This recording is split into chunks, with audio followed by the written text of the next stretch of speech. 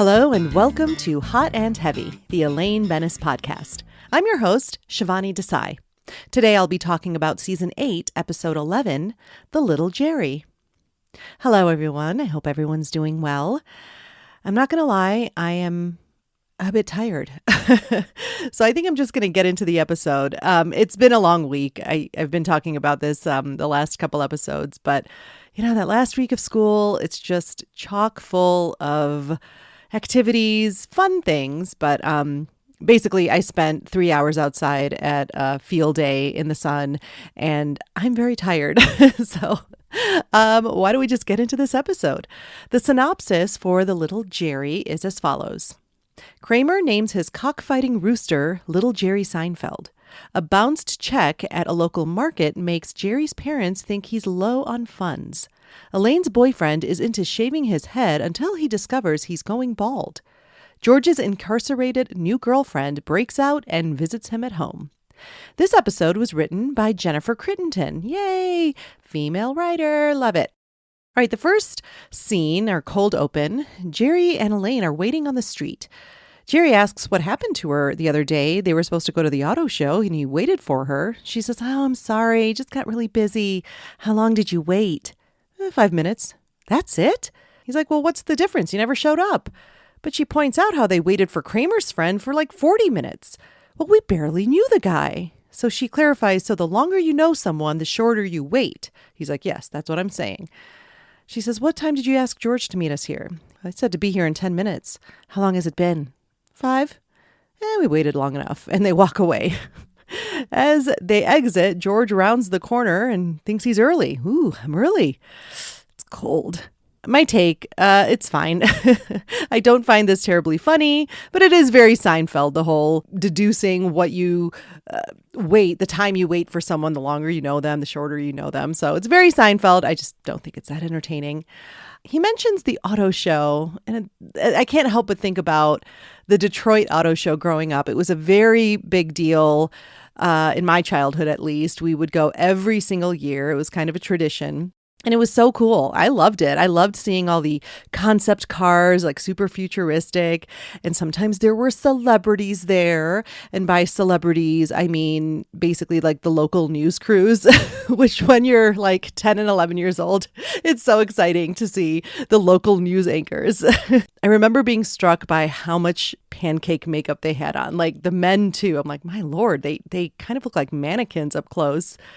I did get to stand right next to Detroit Piston John Sally. And this was when the Pistons were hot. They had won back-to-back NBA championships and they were the bad boys. It was awesome. But I just remember, you know, again, I was probably around 10 and just standing next to him. And he was kind of making his way through the crowd.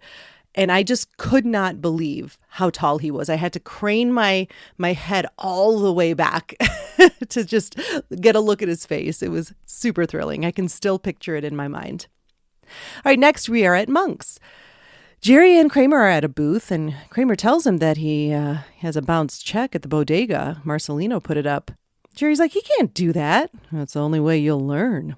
Kramer takes a bite of his breakfast and says that the eggs are disgusting. Chicken should be ashamed of himself. George enters. He's in a great mood. He says it's a fantastic day for 2 reasons. First, a piece of apple skin came out of his teeth. And also, the Susan Ross Foundation donated to a women's prison, and he's going to go check it out.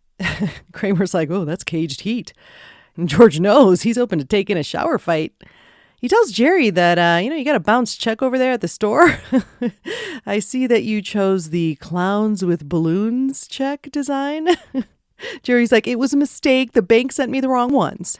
Elaine enters with her new boyfriend, Kurt, and she introduces him to the guys. And Kramer immediately asks him to try his eggs. Kurt says, "No, I only eat cage-free farm fresh." Oh, yes, Kramer likes that. Yeah, these are sweatshop eggs. And then Kramer exits in an extremely ungraceful way over the booth. Kurt asks Elaine to order for him because he has to call the office. And she's very excited because he called her honey. "Pretty great, huh?" she says to the guys. Jerry asks, "Is he from the future?" referring to Kurt's bald head. And she's like, "No, he just shaves his head. I think it's pretty gutsy." George points to his own head and says, This is guts. What? Clinging to some scraps? He says they're not scraps. They're historic remains of what was once a great society of hair. Then Elaine brings up the bounced check. Some moron bounced a clown check, and she laughs and laughs. My take on this scene, we get to meet Elaine's new boyfriend. And that moment that Kramer asks Kurt to taste his eggs, it kills me every time. It's like, it's so Kramer, and it's just hilarious. And I really like that Kurt doesn't react too weirded out. He just answers very honestly about how he eats free-range eggs, and that sweatshop eggs is so brilliant. I use that in my in my everyday life. Whenever I don't really say it out loud, but I do. I will say I will spring for the organic eggs. I posted on the socials this week for Hot and Heavy that I do enjoy. I do notice a difference when they're cage-free, farm fresh. So I will splurge on organic eggs. And in my head, and when I look over at the non-organic, I do think that they're sweatshop eggs. Just in case you guys wanted a little peek into my twisted mind. JLD's face when he calls her honey is so adorable. I just love how giddy she is. I'm a honey. Another line that gets me is Jerry. Is he from the future? It's just so perfect. And then we get a Benestanza exchange. It's just the best. It's everything we want. Just kind of snipping at each other, clinging to some scraps and the remnants of what was once a great society of hair. Just what we love about Elaine and George and their bickering. The ending of the scene is perfect. Elaine's line about the moron bouncing a clown check and then her laugh. It's all wonderful. Perfect way. And just Jerry's face too. And how amused George is at the whole thing. It's great. I mean, he was just insulted by Elaine, but now he's very amused by Elaine. Next, we're at the bodega, and Jerry is apologizing for the bounced check, and Marcelino says, people seem to like the clowns. Jerry gives him a total of $60, $40 for the check and then $20 for his trouble. Marcelino gladly accepts it, but he doesn't take down the check. He says it's his policy. But it's your bodega. Even I am not above the policy, he says. Next, we are at the women's prison. George is getting a tour, and turns out this place is a minimum security prison. There's no fights, no hole. This prison stinks, George says. And then he's brought to the library, which was refurbished due to the Susan Ross Foundation donation. And he's introduced to Celia, the head librarian. And then as the woman who is leading him around leaves, he says, "Thanks, warden." She says, Betsy. Celia asks if he's the head of the foundation, and he's like, well, it wouldn't exist without me. And then he sees another woman wearing the same thing as Celia. Oh, you shop at the same store? No, she says, it's standard issue. Oh my God, you're in jail? That is so cool. George is just smitten. The actresses in this scene, Betsy is played by Katherine Joosten. Now, she is best known for playing Mrs. Landingham in The West Wing and Karen McCluskey in Desperate Housewives. And she is so cute as Betsy. I really enjoy her. Such a funny performance just because of how earnestly she plays like a sweet old lady, which is kind of her specialty because... Ba ba ba ba ba boom ba boom boom boom boom boom. We got a Gilmore Girls Seinfeld connection. Katherine Joosten played Maisie Fortner in season 5, episode 3 of Gilmore Girls called Written in the Stars. She's a restaurant owner where Luke takes Lorelai on their first date, and she is absolutely adorable in that episode as well. She's sort of a scene stealer. So there's our Gilmore Girls Seinfeld connection of the episode. The other actress in this scene is Andrea Bendewald. She plays Celia, and she was a series regular in Suddenly Susan and has also appeared in Friends, The Morning Show, amongst many other shows and films. A little trivia, she is a very close friend of Jennifer Aniston's. She was a bridesmaid at Jennifer Aniston's wedding to Brad Pitt, and Jennifer Aniston was her matron of honor at her wedding. I like her as Celia. She's very cute and charming, not overly funny as a character, but Andrea Bendewald does a really good job with it. All right, next we are in Jerry's apartment. Jerry can't believe that George asked Celia out. I mean, not really out, but George loves the arrangement. He knows where she is, have relatively no competition and no risk of the pop-in. And he says, the best part, if things go well, Jerry knows where he's going. Conjugal visit. Don't jinx it. Don't jinx it. Kramer enters, and he's very excited for George and his embezzlement girlfriend. Kramer is then storing chicken feed in Jerry's fridge. He tells him, "I bought a chicken." George interrupts Jerry. "Allow me." "Why?" "Cage-free, farm-fresh eggs." Jerry says, "Allow me," to George. "What are you, an idiot?" Next, we're in Elaine's apartment. Kurt and Elaine are getting takeout, and he throws his wallet to her to pay for the food. She sees his license and cannot believe how nice his hair is. It's so thick and lustrous. He tells her, "Well, it still is. I just shave it for my swim team, and I kept it because I liked the way it looked." She's like, "You mean I could be dating this hair with you under it?" My take on the scene, this is to move the story along. Elaine finds out he actually has hair, and beautiful hair at that. I love the line about her dating the hair with him under it. Now, I hope this doesn't sound terribly shallow. Don't judge me too hard, but I think I would want the same thing as Elaine here. I'm not a fan of a totally shaved head by choice. Now, I totally get it when men are going bald, and sometimes like the balding pattern, it's just not a good look. So they just go for the whole thing. But when men like have hair, but it's all shaved by choice, I think it's just maybe the similarity to a skinhead. It just is a big old turnoff for me. Call me crazy. So I'm sorry to all of you out there who are, voluntarily cue balls and just want to shave your head, but not sorry to all of you out there who are actual skinheads. Fuck off with you guys. But yeah, that's just my opinion. I'm in Elaine's corner here. All right, next we're in Jerry's apartment. Jerry gets woken up by crowing.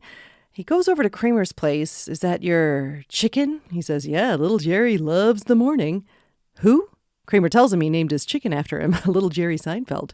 "Well, that's very sweet, but that's not a chicken," Jerry says. "No, you picked out a rooster."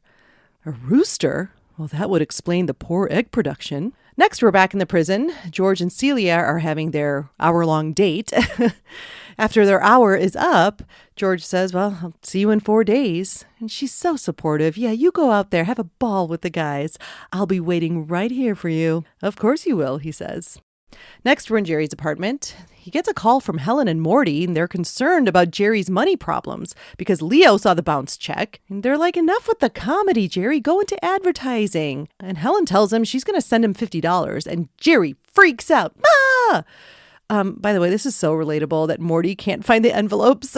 This is such a typical couple thing where the man can never find something that's right in front of them. I go through that all the time.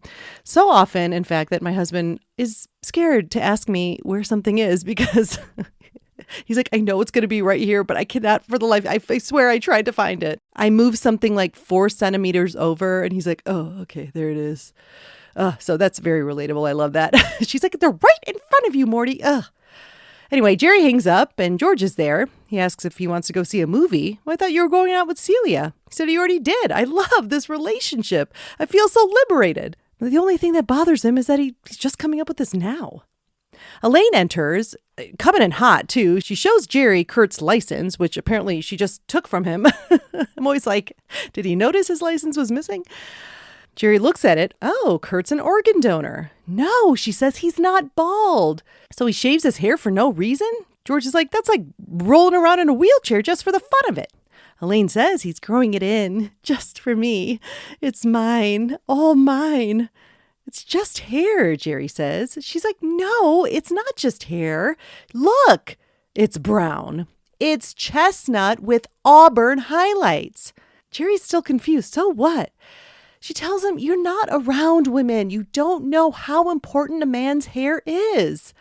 And then they both look over at George, who is clearly trying not to cry.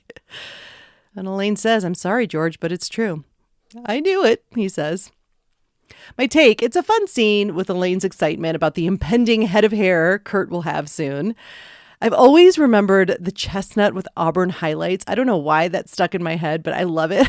And it is sort of true. Men always have like naturally gorgeous highlights. Not always, I shouldn't say that, but so often it's like, why is that? It's not fair. Oh, and then that moment with George, so well played by both JLD and Jason Alexander. I love choked up. We love choked up Elaine, but choked up George is just as good. The way she says, I'm sorry, George, but it's true. Like, I'm not going to sugarcoat this. So Elaine. All right, next we're back at the bodega. Kramer walks in with his rooster that he has on a leash. He introduces Marcelino to little Jerry Seinfeld. And Marcelino wonders if he bounces checks too and laughs. A lady with a dog comes in and there's a little tussle between the rooster and the dog. And Marcelino's very impressed. I like the way he handles himself. Next, we're at Elaine's apartment. Kurt's hair is growing in, so Elaine is admiring the seedlings. As she's looking at his head, she kind of makes a sound. He asks, what's wrong? She tells him that the hair isn't growing so much in a couple of areas. What? He says. Then he gets up to look in the bathroom. She asks, how long have you been shaving your head? 3 years. Then we hear him horrified, comes out, I'm going bald. My take on this scene, it's so funny. Now, I'm sure many of you recognize John Michael Higgins, who plays Kurt. He's been in so many things. He is a staple in the Chris Guest movies, and he is always a highlight for me in those movies. That's what I know him best from. So it's no surprise that he absolutely murders this performance as Kurt. I love that last shot of him when he yells that he's going bald. He's so funny. So funny. All right, next we're back in the prison, and Celia drops the news to George that she's up for parole. And he's like, great. Nope, can't have that. All right, next we're in Jerry's apartment. Kramer has news that Marcelino will take the check down if little Jerry Seinfeld wins the cockfight. Jerry's like, great. What? Kramer explains that Marcelino has cockfights in the back of his store, and Jerry points out that's illegal, well, only in the U.S., and he explains further it's two roosters just pecking at each other. Kramer didn't quite know that. He thought they had protection on. He says, no, Kramer, little Jerry could get hurt. Kramer gets very panicked. My little Jerry, and exits. Next, we're in Jerry's apartment a little later. Jerry asks if little Jerry's okay. He's more than okay. He won. Kramer wasn't able to get there in time to stop the cockfight, but turns out little Jerry intimidated the other roosters so much that he just ran away. It was nothing violent. He didn't even have to touch him. And he's taking down the check today. And then George enters, very depressed. He tells the guys that Celia is up for parole.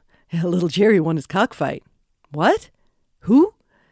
They both look at Jerry, who says, I'm too tired. Kramer exits. George is not happy. You know, she's going to want to make up for lost time after 2 years of being in prison, dinners, movies, talking. In other words, a normal relationship. Yeah, George says, that's no good. Jerry tries to cheer him up. Look, if you two are meant to be together, I'm sure they'll pick her up on something. Next, we're in Monk's. Kurt arrives to meet Elaine, looking pretty rough. She's like, what's with the sweats? Aren't we going out? He's like, I don't care. Then she points out that he's got a big stain on his shirt. Oh yeah, a meatball fell out of my sandwich. You already ate? It's from yesterday. My take, super funny scene. John Michael Higgins gets the funny. He gets all the comedy here, and he's just fabulous. So this scene, shows that he's not really taking this so well, and Elaine can see that. One thing I really appreciate that they did here is that they showed how put together and classy Kurt was prior to finding out that he's balding. And so this juxtaposition is such a fun reveal. He was put together. He was super handsome, dashing, and it's like, oh my God, he's going through it now. Sweats, meatball stain. It's so great. All right, next we're back at the bodega. Jerry's wondering why the check is still up. Marcelino wants a new deal. He wants to buy little Jerry Seinfeld, and then the check will come down. Jerry is just appalled by it all. Not just this new deal that Marcelino wants, but also the price of juicy fruit. Next, we're at Jerry's apartment. Jerry tells Kramer that Marcelino wants to buy little Jerry. And Kramer says it's out of the question. And Kramer wants to keep him because he's a winner. He was born to cockfight. But Jerry disagrees. Let's just sell him to Marcelino and be done. And then Kramer goes on this rant about how he thinks Jerry is jealous of little Jerry. He's doing more with your name than you ever will. Yeah. All right, next we're in the prison, and George is there meeting with Betsy because he was listed as a character witness for Celia's parole. So George sees his opportunity. He tells Betsy how she's been scheming and she's very crafty and wants to get together with her old gang. Oh, they're planning something. You can count on that. Next, we're at Jerry's apartment. Marcelino arrives, and Jerry tells him Kramer won't sell. All right, he says, I'll take your check down anyway. You can owe me a favor. He wants little Jerry to throw the fight in the 3rd round. Jerry is so offended. Jerry Seinfeld, big or little, doesn't take a dive for anyone. Marcelino leaves after telling Jerry he's making a big mistake. And then Jerry runs to the window and calls up to the roof and tells Kramer that they have a cockfight to win. Next, we're in George's apartment. Kurt is there, and George is examining his head. Kurt tells him that Elaine said you'd be the best person to talk to. Yep, George recognizes the classic horseshoe pattern of his balding. Oh, God. He tells Kurt, no, you should be happy because you still have pretty good coverage. Once the enemy advances beyond a certain perimeter, you won't be Kurt anymore. What will I be? George points to his own head. Oh, God, how long do I have? He asks. 14 months, maybe 10. But then George tries to inspire him. He says to live, damn it, live, as if this was the last year of your life. Because in many ways, it is. And there's a knock at the door, and it's Celia. She didn't get her parole, so she busted out. And you just decided to pop in. All right, next we're at Elaine's apartment. Kurt arrives and proposes to Elaine. My take on this scene is not much, just moving this story along, but apparently this is Kurt's idea of living, damn it. All right, next we're in Jerry's apartment. They're fully training little Jerry. He's a lean, mean pecking machine. Kramer then makes a hot tub for little Jerry in a pot. And Jerry's like, Kramer, be careful. George enters, and Jerry's excited to tell him that little Jerry ran from his place to Newman's in under 30 seconds. Is that good? I don't know. George tells him how Celia did the breakout pop in, and that there is something better than conjugal visit sex. Fugitive sex! Jerry interrupts him. He says, you know what? This is too much. Escaped convicts, fugitive sex. I got a cockfight to focus on. Next, we're in Elaine's apartment. Elaine tells Kurt to slow down. I can't marry you, whim bam boom. I need some fiancé time, some making my girlfriends jealous time. And plus, you want to get to know me. Yeah, that too, she says. Well, how much time do you need, he asks. I don't know, a year? No, it needs to be now. She asks, can I see the ring again? My take on this scene, I mean, it's typical Elaine, her idea of getting engaged. The best part is to rub it into her friends' faces, which I love. And the fact that Kurt has to point out to her that you probably want to get to know me. It's like her 4th thought about this whole thing. All right, next we're at the bodega. We're at the cockfight, and Jerry asks Elaine, you're actually considering marrying him? She says, well, it'll be a couple years before he's totally bald. Those will be good times. Jerry imparts some wisdom. You know, your life is totally going to change with marriage. She's like, Jerry, it's 3:30 in the morning. I'm at a cockfight. What am I clinging to? George arrives without Celia. He says, she's not really into sports. Kramer walks up and he has some express mail for Jerry. It's $50 from his parents. I don't believe it. He's so mad. And then they see across the way, look at Marcelino's rooster. It's like a dog with a glove on his head.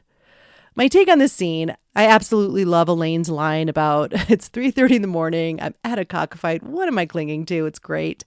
But it's nitpick time. This might have to be my new segment, honestly. I've been nitpicking here and there. But if it's 3:30 in the morning, why is Elaine so dressed up? I don't get this. She looks like she's going to the office. Not that she has to look like shit. No sweatpants like Kurt with a meatball stained shirt. But I just think it would have been a good opportunity to see casual cockfight Elaine. I would have loved to see that. All right, next we're in George's apartment. Celia answers the door and it's Kurt. And he says, I got to talk to George. He changed my life.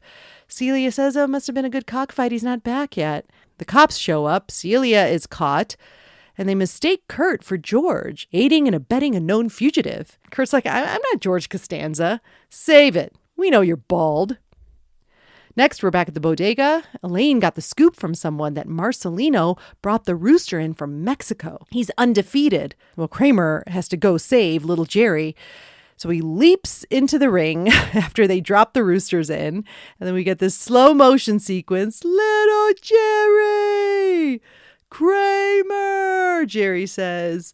Elaine says, stop the fight! And what's George's priority? Tamale!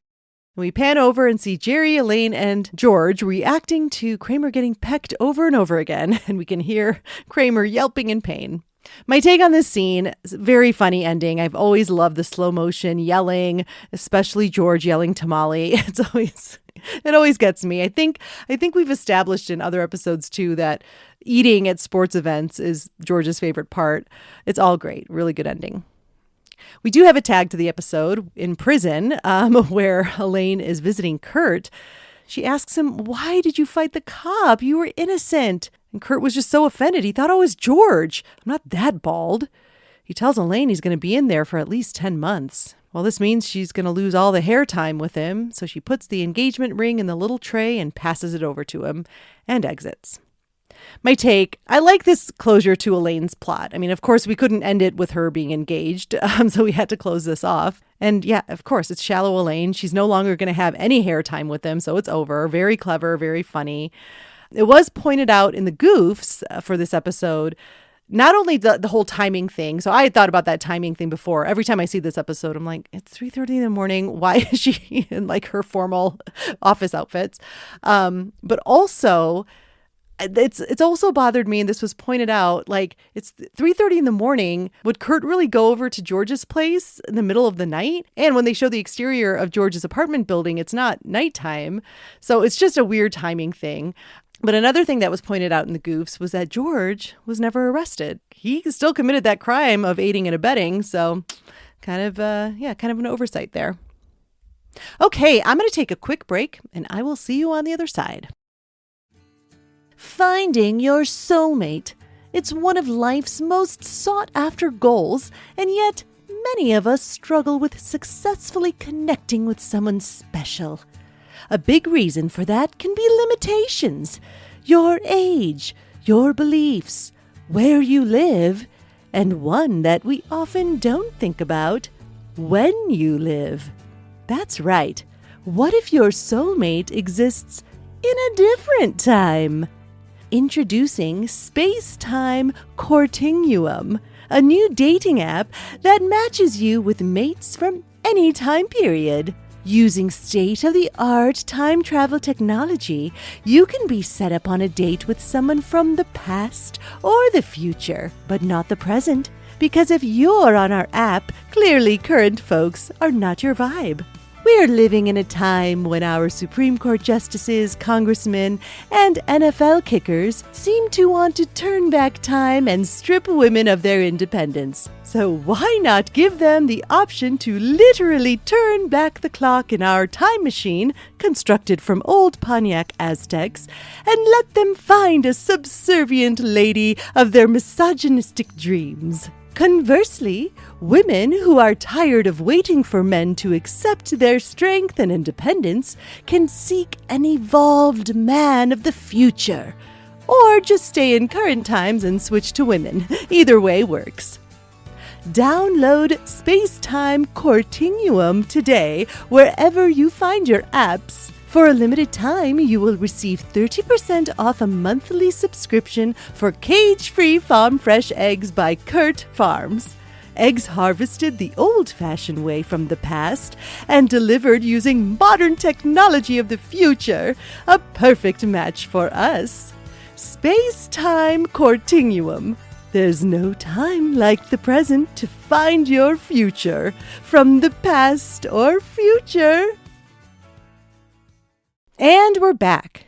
We actually have an extra I want to talk about. I feel like we've been striking out with these extras.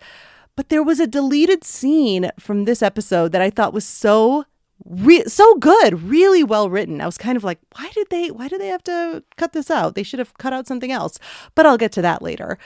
So there's a deleted scene where Jerry and Elaine are walking down the street. Jerry is asking how Kurt is handling the whole baldness thing, and she says, "Oh, not good." So I'm thinking, before I move on, I'm thinking this might be after the sweatpants and meatball stain scene from Monks. Anyway, so she says to Jerry, he's acting bald. So Jerry's like, "So you don't mind if a guy has no hair as long as he doesn't act bald?" So she says, "Look, even guys with hair can act bald. My point is, you can be bald, but you need a hair of personality." And Jerry's like, "I'm dizzy. I don't know what you're saying." They walk by the bodega and Jerry sees that his check is still up. And Elaine looks at him, looks in the bodega. She says, I can see this is going to take a while, so I'm going to go. And she exits and he's like, oh, like that conversation didn't waste my time? The whole baldness conversation about Kurt. It was really good. It was really well acted. It was really funny. I liked that whole concept of he's acting bald now. Like it's a whole thing. It's a whole personality. But it was cut. It was part of the deleted scenes. If you guys have the DVDs, I highly recommend you watch it. It's very funny. In the notes about nothing, I thought this was interesting. John Michael Higgins really shaved his head to play Kurt. Very committed. All right, now it's time to move on to Greg's Sack Lunch. Every week, our most dedicated contributor, Greg, sends us a sack full of thoughts, and these are his thoughts for The Little Jerry. Overall thoughts, he says, this is a pretty fun episode, especially compared to last week's, which I really didn't care that much for. Elaine gets a funny bald boyfriend story, and George gets to have a relationship with an inmate. Kramer and Jerry even get a cockfighting story that's good for a laugh or two. What's not to like? None of it is really memorable in the grand scheme of the show, but it all made me laugh upon this rewatch.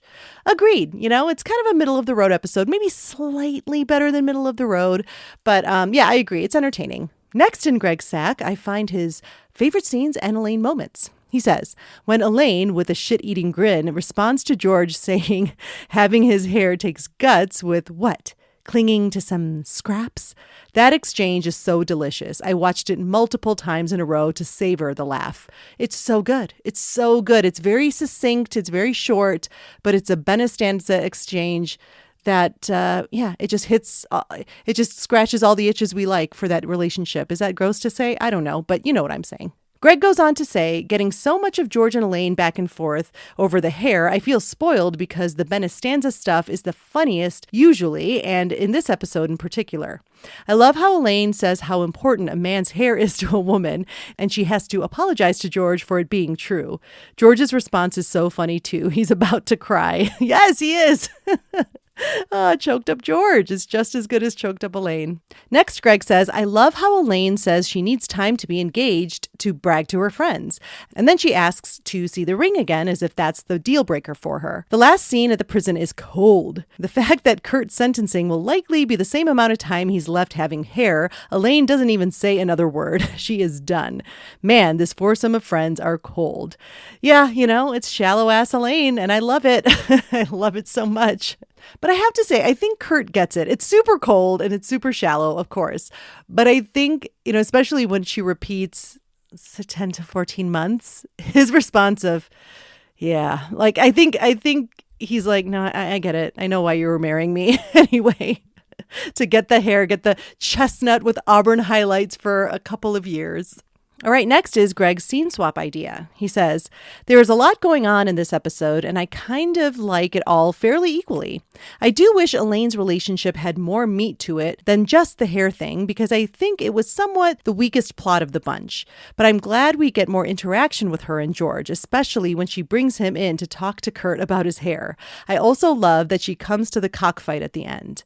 Totally. I'm with you here. I'll get more into this with my final thoughts, but I feel what you're saying, Greg, and I think that they could have fleshed out more things with the hair. And like I said, I'll get more into this in a little bit, but I think it's the weakest plot right now because it doesn't get enough time. So I'll just leave it at that, and you will hear more of my thoughts with my final thoughts. I'm going to say thoughts again because we have arrived at Greg's extra thoughts. He says, the actress who plays Celia, the inmate, I vividly remember from her appearance on Friends when she was in a battle with Monica over a wedding dress. I like her as an actress because she's got some edge to her performances. She should have maybe been a bigger name, at least as a series regular on something. Well, she was a series regular on Suddenly Susan. But you're right, she is really good in Friends as Megan, the psycho girl who steals Monica's dress. It's interesting that she's Jennifer Aniston's really good friend because I feel like they have like a similar acting style. There's something to her, like her movements and like even the way she looks. She's extremely skinny. She kind of has like the long face. This is going to sound weird, but I'm very into mouths. There's no way to get around it. I notice people's mouths, okay? And so her mouth moves the exact same way as Jennifer Aniston's. I'm telling you, do a side-by-side, watch Jennifer Aniston, watch Andrea Bendewald, I think that's how you say it.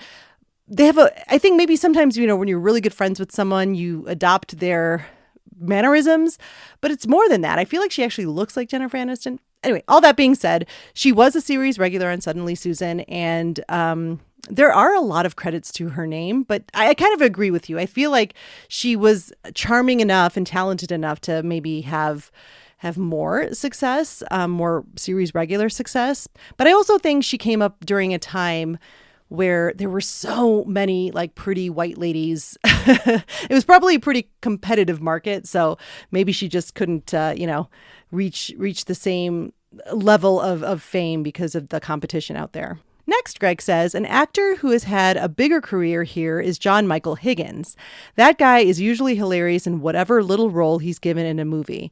I especially loved his performances in The Breakup and the Pitch Perfect movies. And of course, one of my favorite movies ever, Best in Show. I almost didn't recognize him here with the bald look. Plus, his characters are usually a little bit more vivacious. Totally.